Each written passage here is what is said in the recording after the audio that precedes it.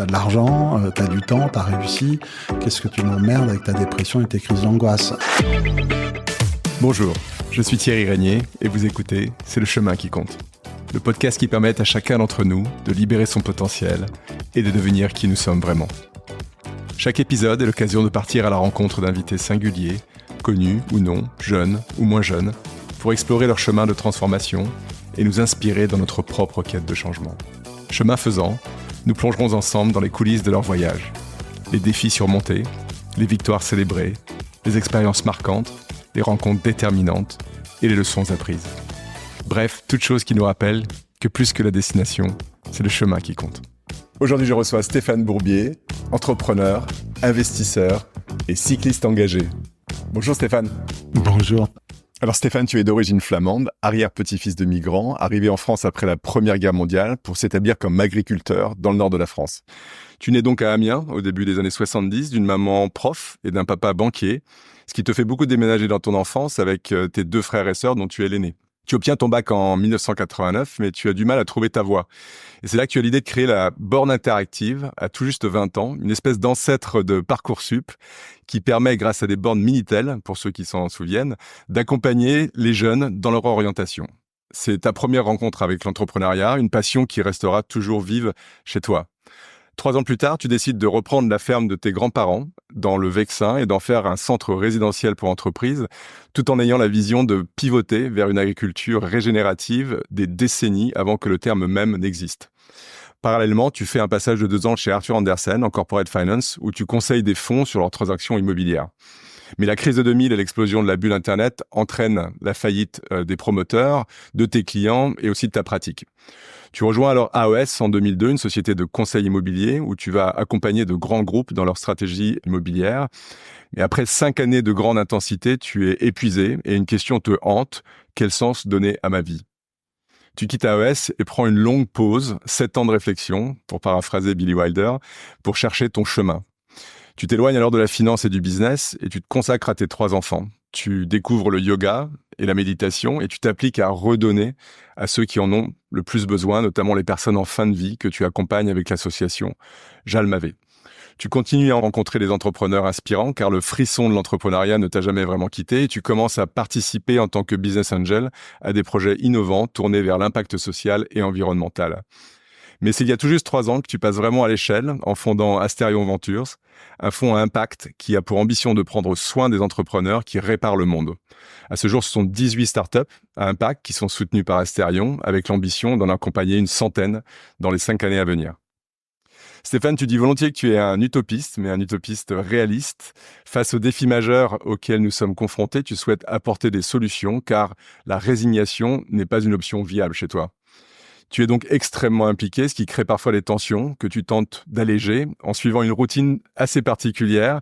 6 semaines de travail à Paris, suivies de 2 semaines de vélo, en itinérance, où tu te fixes chaque jour l'objectif suivant: 100 km de route, 100 mails et une visio. Cette routine t'a même mené l'an dernier à accomplir pendant 2 mois et demi un périple de 6000 km jusqu'à Antioche, en passant par Istanbul en compagnie de ton fils Ray, qui a lancé Bike for Hope, une initiative qui vous a permis de collecter un peu plus de 10 000 € pour l'éducation des enfants victimes des tremblements de terre en Turquie. Je suis très heureux de te recevoir, Stéphane, aujourd'hui pour explorer ensemble ton chemin et bienvenue sur le podcast. Mais merci, c'est toujours assez intriguant, enfin surprenant de voir l'histoire de sa vie re-racontée et re-résumée, mais merci de l'avoir fait. Précisément, avant de rentrer dans le vif du sujet, je voulais te faire réagir sur le chemin que je viens de retracer. Qu'est-ce que ça évoque pour toi et qu'est-ce que tu ressens en reparcourant ce chemin? Écoute, que j'ai déjà 53 ans et finalement pas mal cheminé. Et puis on va essayer dans le cadre de notre échange de en retracer peut-être le fil directeur, parce qu'il y a eu beaucoup de moments de vie très différents. Et j'aurai plaisir à te raconter ce qui fait qu'éventuellement on passe de l'un à l'autre. Avec plaisir. Alors Stéphane, il y a une première question, une question de curiosité que j'ai vraiment envie de te poser. Qu'est-ce qui te fait enfourcher ton vélo et parcourir les routes d'Europe avec une telle énergie? Alors écoute, ça c'est vraiment le hasard. C'est pas. Moi je crois énormément dans la vie à la sérendipité et je mets après beaucoup d'énergie pour exécuter, faire, être vraiment dans le faire de choses qui sont un peu imposées à moi et qui sont venues par la sérendipité.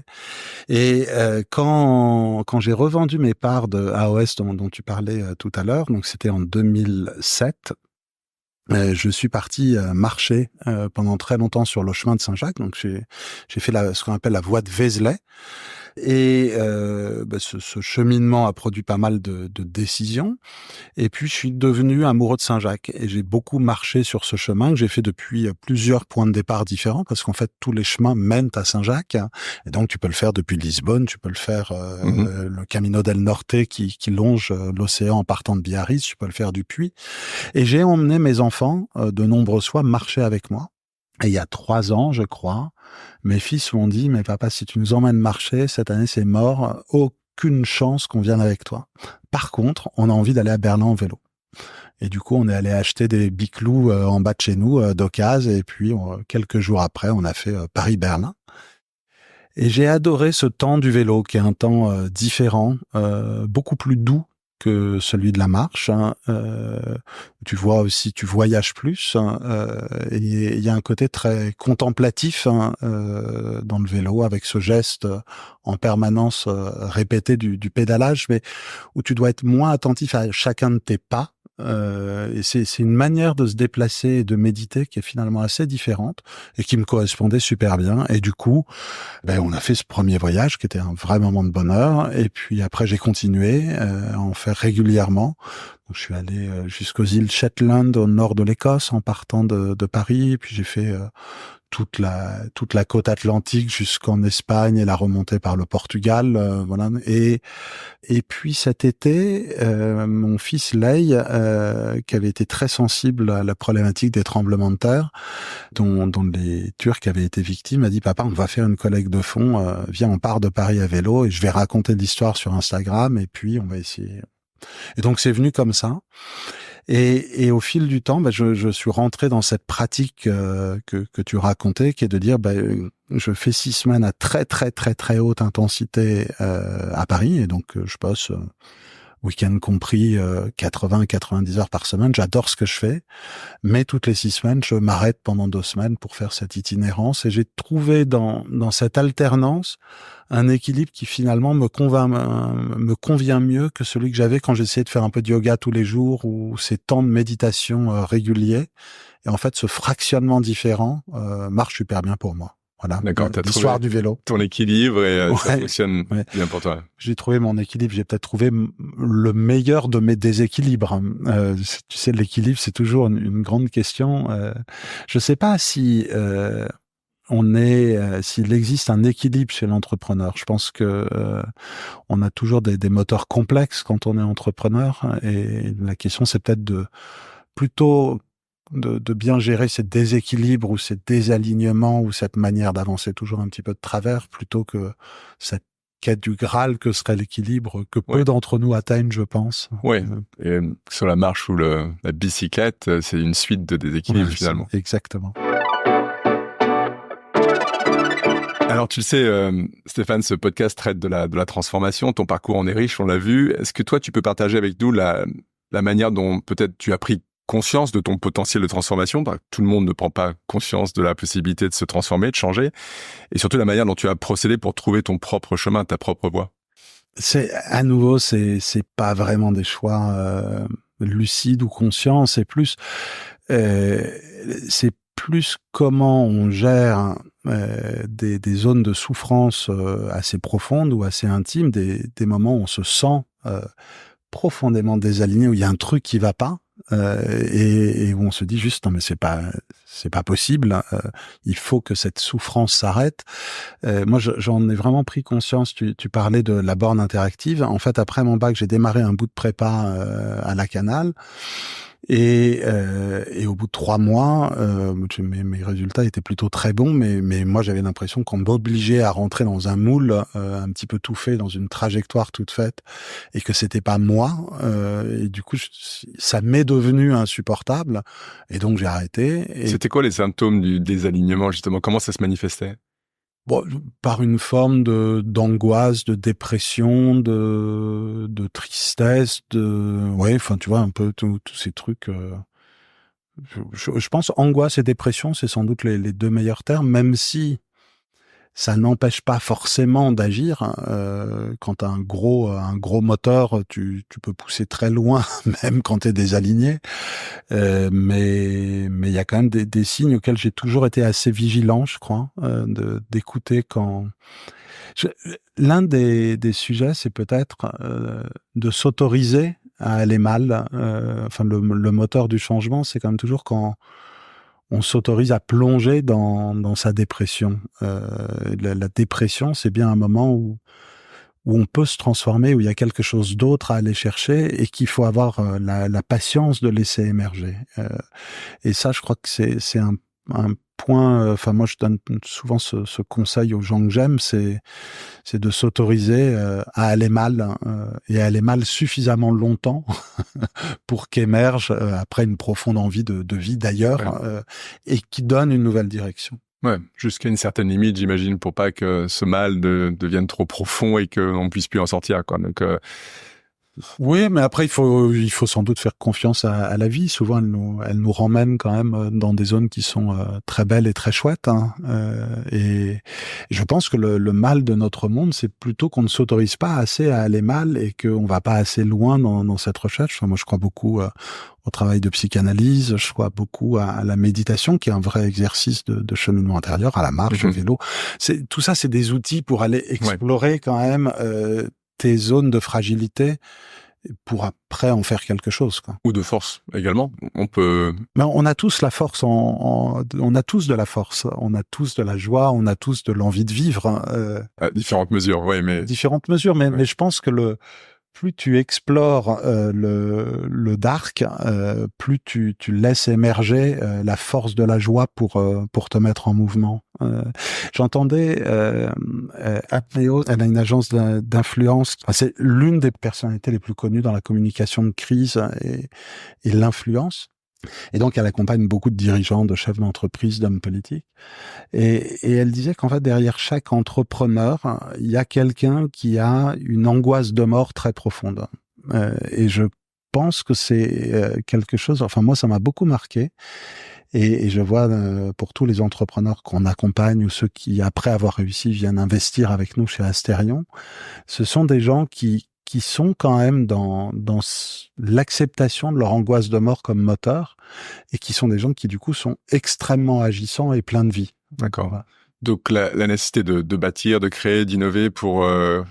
laisser quelque chose, une forme de postérité pour combattre la mort. Tu peux avoir ça ou tout simplement pour te sentir hyper vivant, quoi.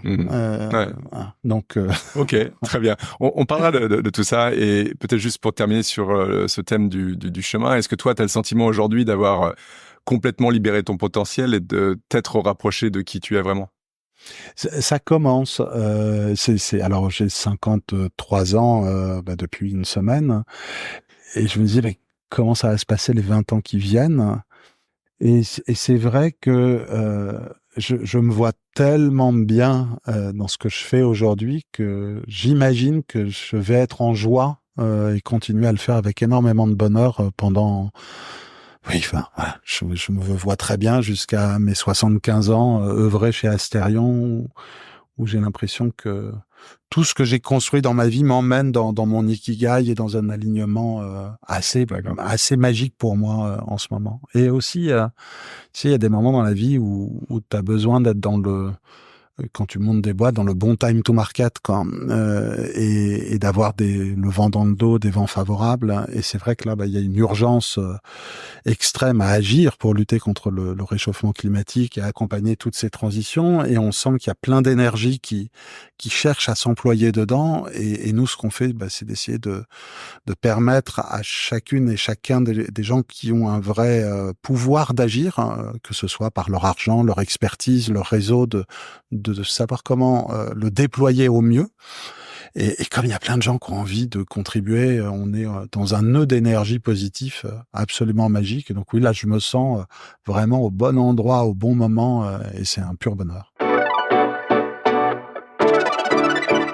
Donc, tu as commencé à parler un petit peu des rituels, des habitudes, peut-être des influences, voire des rencontres que tu as pu faire sur ton chemin. Est-ce que tu peux peut-être nous aider à les définir un petit peu plus pour savoir comment elles t'ont aidé, toi, à devenir qui tu es aujourd'hui? Oui, alors rencontre, il n'y a pas forcément de rencontre hyper marquante pour moi en termes de personnalité. Heu, des rencontres amoureuses, ça c'est oui, les femmes que j'ai aimées, ont façonné, énormément ma perception de la vie, ça c'est sûr, hein. Dans les rituels, c'est beaucoup de garder du temps de solitude, du temps pour moi et ça de plein de manières différentes. Les rencontres littéraires, quand tu es quelqu'un d'un petit peu angoissé et que tu tombes sur Cioran, c'est un miracle, hein, tu te dis: «Mon Dieu, je suis pas le seul» et tu as tellement de béquilles, quand tu lis Cioran Oui. que ça transforme ta vie. Oui, enfin, faut le dire dans le bon sens parce que les cyniques peuvent aussi nous emmener dans la spirale dépressive, hein. Ah, écoute, moi, je vois chez Sioran Si tu le énormément prends au de premier degré. paroles d'espoir Oui. et une forme de spiritualité qui est assez enthousiasmante, même si c'est dur. Ouais. Mais donc oui, des rencontres littéraires, c'est sûr, hein, et du temps pour soi. Hein, Tu parlais beaucoup de la méditation, c'est quelque chose que tu pratiques régulièrement? Alors, j'ai beaucoup essayé d'être un bon méditant, je pense avec peu de succès. Par contre, je trouve vraiment moi ma joie dans la contemplation, dans l'action. Donc il y a rien qui ne m'aide plus à méditer que de arracher des mauvaises herbes dans mon jardin ou de faire du yoga ou de faire du vélo. Mais j'ai besoin de la répétition d'un même geste pour enfin pouvoir apaiser le rythme de mes pensées et aller ailleurs. Et ça, c'est quelque chose, oui, qui compte beaucoup pour moi et auquel je consacre beaucoup de temps. C'est juste vital. Donc, tu as beaucoup cheminé, comme on l'a dit, et j'imagine que sur ton chemin, tu as rencontré beaucoup de moments de doute ou d'incertitude. Comment tu les as combattus, ces moments de doute et d'incertitude, pour continuer à avancer, à cheminer? Écoute, c'est ce que je te disais tout à l'heure. Moi, je suis toujours fasciné. Ben, tu parlais de rencontres. Il y a Rilke dans les grandes rencontres littéraires, hein, qui a écrit un petit livre que je conseille à tout le monde, qui est le livre de la pauvreté et de la mort, hein, qui est sur cette question du sens, mais qui disait aussi que être un homme, c'est savoir passer l'hiver sans craindre que l'été puisse ne pas venir. Et ça, moi, cette phrase, elle m'a toujours énormément aidé en me disant, mais ok, c'est l'hiver, mais il y aura un été demain. Et donc de plonger dans l'hiver, de le laisser être là, parce qu'il se passe plein de choses dans cette transformation dans laquelle on vient créer le moment où la renaissance au monde est possible. Hein. Et Donc finalement, accepter chacun des ouais, moments moi de je suis un notre vie petit comme on accepte les saisons de l'année. ouais, je suis un peu contre les thérapies cognitives. Enfin, contre, ça peut être super utile hein, pour plein de gens, mais moi je crois beaucoup à l'importance d'accueillir le sombre. Hein, pour faire renaître la lumière. Quoi. Donc, je me suis pas tellement battu contre les moments difficiles. J'ai attendu qu'ils passent. Des fois, c'était long. Hein. Quel impact, tu dirais, ta transformation personnelle, ta propre transformation a eu sur toi-même et aussi sur les autres? Bah, sur moi-même, je pense que quand tu répètes année après année, mais quand je dis année après année, moi, je sais que j'ai été marqué par la question existentielle dès la maternelle. Enfin, mes premiers textes écrits, c'était des réflexions sur la condition humaine et sur la mort. Et j'étais au CP, tu vois. Donc, ce travail après année au travers sur le sens, hein, je crois que ça produit quoi bah, peut-être que ça me donne plus de capacité à agir aujourd'hui, en étant peut-être un petit peu plus aligné. Enfin, j'ai le sentiment Mmh. d'agir plus juste, de plus agir pour des causes externes, hein, mais parce que c'est des choses qui me tiennent à cœur. Hein, et c'est quand tu dis ça, ça a l'air tout con, mais en fait, c'est assez dur à c'est assez dur à réaliser. En tout cas, ça m'a pris 53 ans pour me dire, Ouais. tiens, ça commence à être pas trop mal en termes d'alignement et D'accord. d'intentionnalité. Et puis, ça aide peut-être aussi à accueillir l'autre d'une manière un petit peu plus alignée. Je sais pas si les gens avec qui j'ai l'occasion de travailler le ressentent, mais en tout cas, tu vois, chez Asterion, notre baseline, c'est prendre soin des entrepreneurs qui réparent le monde. Et c'est pas là par hasard. Hein. Se prendre soin, se care, c'est quelque chose auquel on tient énormément, et ça vient définir toutes les actions de notre équipe, de notre collectif, et la manière d'être avec chaque entrepreneur. Et ça vient donner beaucoup de puissance. Enfin, moi, la puissance du care, c'est quelque chose qui est juste incroyable. Mais pour prendre soin d'un autre, c'est comme dans l'avion avec les histoires des masques à oxygène. Il faut déjà prendre un petit peu soin de soi. Voilà, peut-être que... Et ça, t'en as pris conscience progressivement, ou il y avait un moment où ça s'est imposé comme une évidence? Ça a été très long, et je pense que ça a été très progressif. Je crois qu'ado, tu vois, j'avais cette quête un peu utopiste, idéaliste de sauver le monde. Je me voyais, pour moi, l'abbé Pierre a été, tu parlais de personnalité inspirante. L'abbé Pierre, je trouvais que cet homme était incroyable, et j'avais envie peut-être de construire un truc du genre. Et finalement, pour agir un peu plus juste, ça m'a pris pas mal de temps. Quel conseil, Stéphane, toi, tu donnerais à quelqu'un qui cherche à entamer son propre chemin de transformation personnelle? De pas avoir peur, hein, ou de ne pas avoir peur d'avoir peur, parce que la peur de ne pas trouver, elle est inhérente au cheminement. La peur de ne pas arriver, et je crois qu'il faut juste faire avec. Après, ouais, avoir le moins possible peur d'avoir peur. Comment on fait, je sais pas. Je sais pas comment on fait. On lit Rilke, on lit Sioran peut-être. Et puis on n'hésite pas. C'est très, finalement, c'est dur à faire de partager sur ses fragilités, sur ses failles avec d'autres. Et à chaque fois que tu partages sur une fragilité, mais finalement, tu te rends compte que tu ouvres aussi une zone de possible à l'autre pour lui-même accepter sa propre fragilité, lui-même ou elle-même, et puis aussi prendre soin de toi d'une manière différente. Moi, je sais que on essaye de faire ça chez Asterion, et je crois qu'on y arrive un petit peu, de permettre à chacune et chacun d'être profondément elle-même ou lui-même, et être aligné, et venir avec ses failles, avec ses fragilités, pas hésiter à demander de l'aide, et voilà, c'est pas grave si à un moment tu verses une larme parce que tu t'en sors pas d'un truc que tu es en train de faire, ou si tu as fait une connerie, ou si donc oser la vulnérabilité pour combattre nos peurs. Ouais, c'est quand tu sais que t'es pas seul à être vulnérable, et que t'es pas seul face à cette difficulté, ça change vachement. Tu vois, on fait un truc qui s'appelle Life After Exit. Une fois par mois, on réunit 13 à 15 entrepreneurs qui ont réussi, qui ont vendu leur boîte, hein, et qui se posent la question de la vie d'après. Qu'est-ce que je fais maintenant que j'ai vendu ? Et en fait, c'est un truc dont tu peux difficilement parler à tes potes. Enfin, moi, j'ai essayé quand je suis sorti d'AOS, mais on me dit, écoute, t'as de l'argent, t'as du temps, t'as réussi. Qu'est-ce que tu m'emmerdes avec ta dépression et tes crises d'angoisse ? Mais quand tu vois des gens qui ont vécu la même trajectoire que toi, donc, et quand je dis parler de ces vulnérabilités, je pense qu'il faut faire très attention au contexte.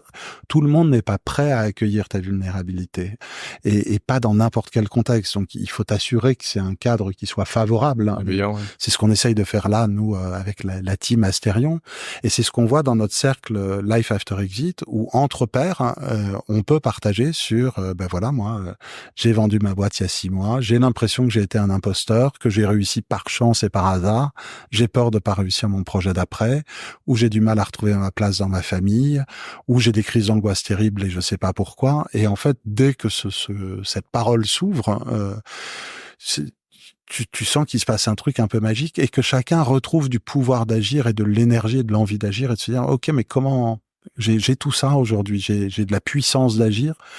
finalement, si je suis angoissé, c'est peut-être que je sais pas où l'employer ou la déployer. Ben, comment je peux faire pour faire un truc utile, un truc qui a du sens pour moi, qui a du sens pour les autres, et ça crée des choses vraiment magiques. Donc, partager sa vulnérabilité, c'est sans doute une bonne ressource, en faisant très attention avec qui tu la partages, hein, et est-ce que la personne avec qui tu la partages, tu peux pas la mettre aussi, elle, dans une zone de difficulté. Tu sais, on sait jamais. On a tous traversé, tout être humain a traversé des trucs terribles, hein, et devant chaque être humain, il y a un puits de souffrance, et tu sais pas en fait quand tu rentres un peu dans ce truc. Donc voilà, partage mais avec douceur et puis en regardant ce qui se passe sur le visage de la personne à qui tu parles. Et comment justement chez Asterion vous avez créé les conditions de cette vulnérabilité? C'est-à-dire que par intuition on se dit que c'est la bonne chose à faire, mais d'être vulnérable. Mais c'est pas toujours évident parce que souvent on a été échaudé en tentant d'être vulnérable et on s'est fait rattraper par la patrouille. Et donc vous, comment vous avez créé les conditions bienveillantes pour se sentir ok d'être vulnérable dans un environnement de travail par exemple? Bah écoute, ça c'est peut-être la chance de un peu l'expérience. Et puis ben Asterion, c'est une boîte qu'on a créée au début avec Clément et Bérangère, hein. Clément avait monté une boîte qui s'appelle Wine Services, Bérangère avait monté une boîte qui s'appelle Isée. Tous les trois, on avait donc revendu nos business et on avait mesuré à quel point on a été fragile dans nos boîtes et à quel point c'était dur.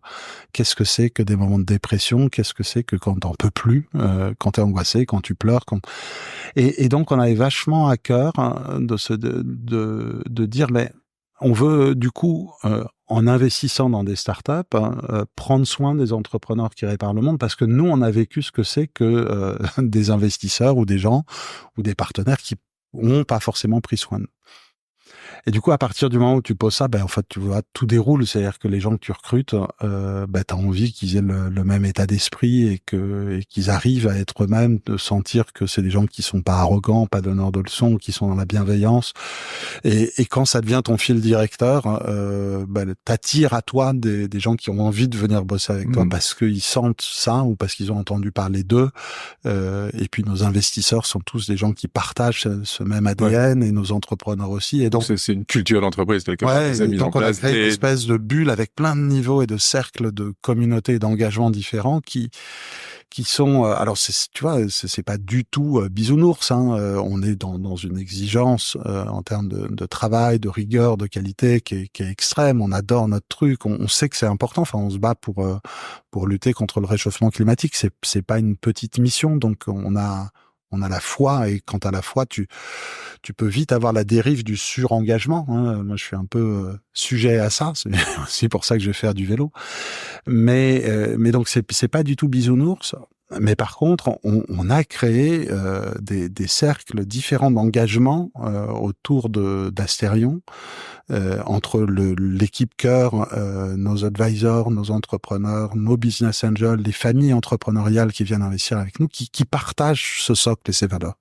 Et du coup, bah, après, c'est la culture, et la culture, je sais pas comment ça s'explique, mais après tout devient un peu plus facile.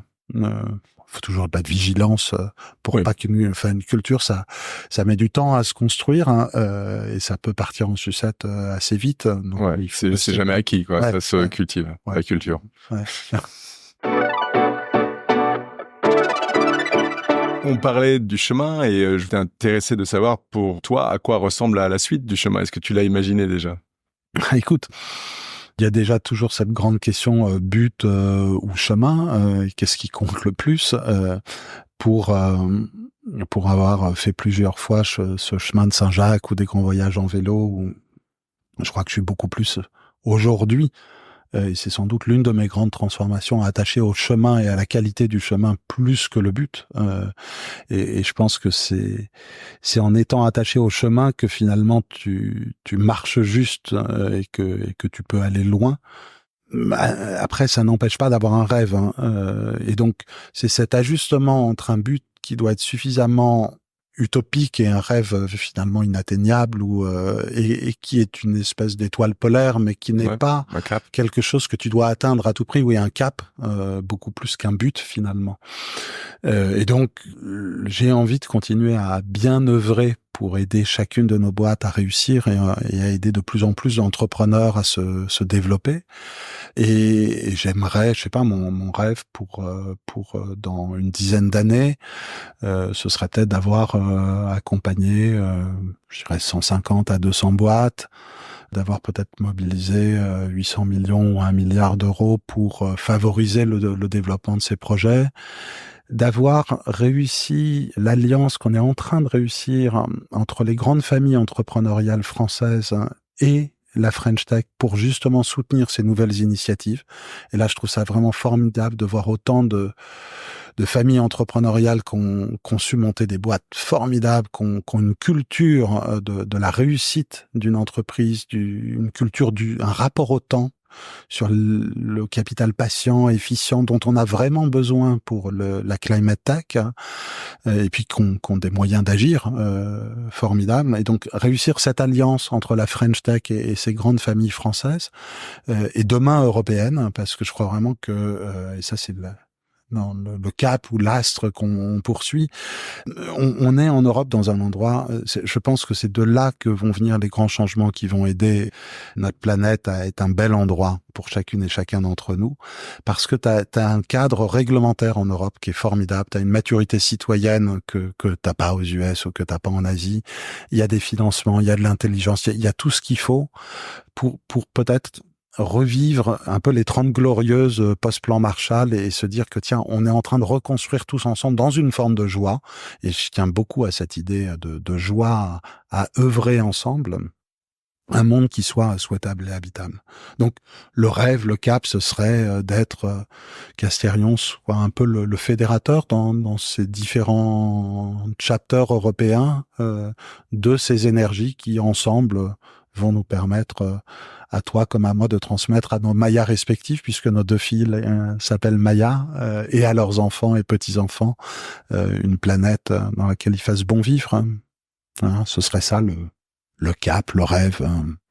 C'est très louable. Est-ce qu'il y aurait un sujet ou une information qu'on n'aurait pas abordé que tu souhaiterais évoquer maintenant ? On a parlé de beaucoup de choses. On a parlé de beaucoup de choses déjà, ouais. Puis on est rentré un peu dans le deep. Ouais, quand même. Ouais. C'est un peu le sujet. Je suis impatient d'écouter les enregistrements de tes autres invités parce que je trouve que l'angle que tu prends est vraiment important et peut aider, nous aider tous et toutes à cheminer. C'est l'idée, ouais. Et c'est sûr qu'il y a une différence incroyable quand on arrive à cheminer juste ou au plus juste. Et avec toujours cette petite question, tu vois, moi qui me taraude parce qu'on parle toujours de justesse, alignement, mais ouais, qui est quand même de dire comment on s'autorise à continuer à avancer un peu de travers, à aimer de travers, à entreprendre de travers, et comment finalement on n'a pas du tout besoin d'être toujours impeccable pour agir, quoi. D'être un peu dissonant de temps en temps, ça fait du bien, quoi. Et ça nous met peut-être un peu moins de pression sur la justesse du chemin. Ouais, je crois. Alors, avant de se quitter, Stéphane, je vais te soumettre au feu nourri de questions que j'appelle les questions mitraillettes. Alors, l'idée, c'est de répondre à un maximum de questions en moins de 2 minutes. Est-ce que tu es prêt ? Alors, je suis pas très doué pour ça, mais je vais essayer. Je vais faire de mon mieux. Qu'est-ce que tu lis comme livre en ce moment ? En ce moment, je ne lis pas, j'ai pas le temps de lire et je roule sur mon vélo dès que je peux en essayant de suivre mes pensées. Parfait. Est-ce qu'il y a un livre néanmoins qui t'a particulièrement marqué ou influencé dans ta vie ? Alors, je l'ai cité tout à l'heure, le livre de la pauvreté et de la mort, édition Actes Sud. Il est épuisé ou quasi, il se commande qu'en ligne, de Rainer Maria Rilke. Est-ce qu'il y a une musique que tu écoutes en boucle en ce moment, peut-être sur ton vélo ? Alors, je suis un grand adepte du silence, donc je n'écoute pas de musique. Quelle est ta citation préférée ? On en a parlé tout à l'heure, je crois que je peux la redonner, mais être un homme, ou on peut dire une femme aujourd'hui, c'est savoir passer l'hiver sans craindre que l'été puisse ne pas venir. Que voulais-tu faire quand tu étais petit ? J'aurais bien voulu être l'abbé Pierre. C'est peut-être aussi la personne qui m'inspire le plus, défendre une grande cause humanitaire. Comment commences-tu ta journée ? Un café, un deuxième café, un troisième café. Quel talent aimerais-tu avoir ? Celui de me réveiller très tôt le matin. Je suis quelqu'un qui bosse très très tard et du coup le matin c'est toujours un petit peu pénible. Et là quand on est allé en Turquie à vélo avec mon fils, il faisait tellement chaud qu'on était obligé de rouler en se levant à 4h30 et à partir de 13h tu pouvais plus rouler. Et j'ai tellement aimé regarder les levées du soleil et cette ambiance de l'aube, et j'ai pas réussi à garder le rythme. Voilà. Donc j'aimerais avoir ce talent. Difficile de faire les deux quand même, de se coucher tard et de se lever tôt. Qu'est-ce qui te donne le plus d'énergie? La rencontre avec les autres. Moi, je suis un tout petit peu misanthrope et en même temps, j'adore chaque individualité. Quel est ton meilleur remède contre le stress? Agir. Dès que tu bouges, dès que tu entreprends, tout disparaît, quoi. Qu'est-ce que tu aurais aimé savoir quand tu avais 20 ans? Que c'était vraiment pas la peine d'essayer d'être impeccable. Qu'est-ce qui t'énerve le plus? L'arrogance. Je déteste les gens qui savent tout. C'est insupportable. Qu'est-ce qui te donne le plus d'espoir? J'étais un peu désespéré sur cet enjeu de réchauffement climatique en me disant qu'on n'allait pas y arriver. Et en ce moment, l'humanité dans son ensemble, enfin tous les gens que je rencontre, cette énergie partout, ça me redonne un espoir de dingue. Et je me dis, putain, en fait, on va le faire, quoi. Ensemble, on va le faire. Comment aimerais-tu qu'on se souvienne de toi? J'ai pas vraiment besoin qu'on se souvienne de moi. Si on se souvient pas de moi, ça veut dire que j'avais pas fait trop de trucs crades, trop de conneries, et c'est déjà pas mal, quoi. Quel est le plus beau chemin que tu aies jamais emprunté?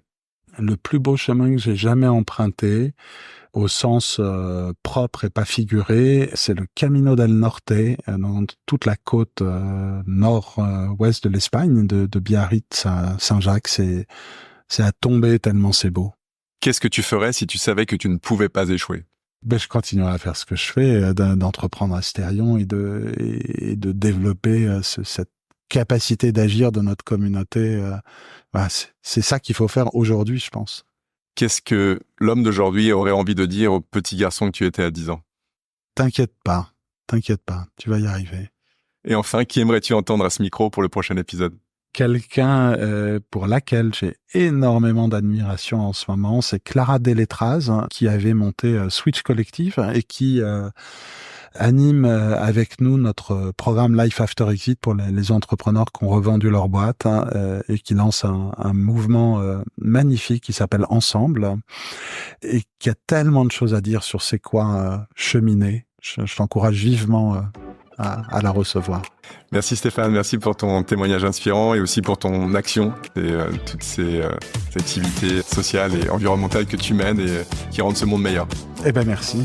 C'était vraiment un beau moment et voilà, je m'attendais pas à partager autant d'intimité avec toi, mais merci pour tes questions et en fait c'était très sympa de le faire. Merci d'avoir écouté cet épisode. Avant de nous quitter, voici les quelques pépites que je retiens de la conversation avec Stéphane. Premièrement, comme pour la marche ou le vélo, pour bien avancer sur nos chemins de vie, plutôt que de toujours viser un équilibre parfait, apprenons à accueillir et mieux vivre avec nos déséquilibres. Deuxièmement, pour trouver la joie et apaiser le rythme de nos pensées, essayons d'embrasser des pratiques de contemplation dans l'action, comme le vélo, le yoga ou arracher des mauvaises herbes dans son jardin. Troisièmement, comme pour le rythme des saisons, sachons accepter l'hiver, c'est-à-dire nos difficultés, comme une opportunité de transformation et de création du moment où la renaissance au monde, c'est-à-dire le printemps, est à nouveau possible. Quatrièmement, pour combattre nos peurs, n'hésitons pas à faire preuve de vulnérabilité et d'ouverture. Partager nos failles et fragilités offre alors aux autres d'être vulnérables et nous constatons alors que bien souvent, nous ne sommes pas les seuls à ressentir ces peurs. Et enfin, pour marcher juste et aller loin, soyons plus attachés au chemin qu'au but ou à la destination, ce qui ne nous empêche pas d'avoir un cap, une étoile polaire, pour guider nos pas sur nos chemins. Voilà, c'est tout pour aujourd'hui. Mille merci à notre invité pour la qualité de son témoignage. J'espère qu'il vous a permis d'alimenter votre réflexion sur votre propre chemin de transformation. On se retrouve la semaine prochaine avec un autre invité marquant, acteur ou témoin de la transformation. Entre-temps, vous pouvez retrouver les épisodes de C'est le chemin qui compte sur toutes les plateformes de podcast. Et si vous avez aimé l'épisode, n'hésitez pas à partager vos avis, laisser des étoiles, à vous abonner et en parler autour de vous et sur les réseaux. Chaque nouvel auditeur est une victoire. À très vite et n'oubliez pas, c'est le chemin qui compte. Alors bon chemin.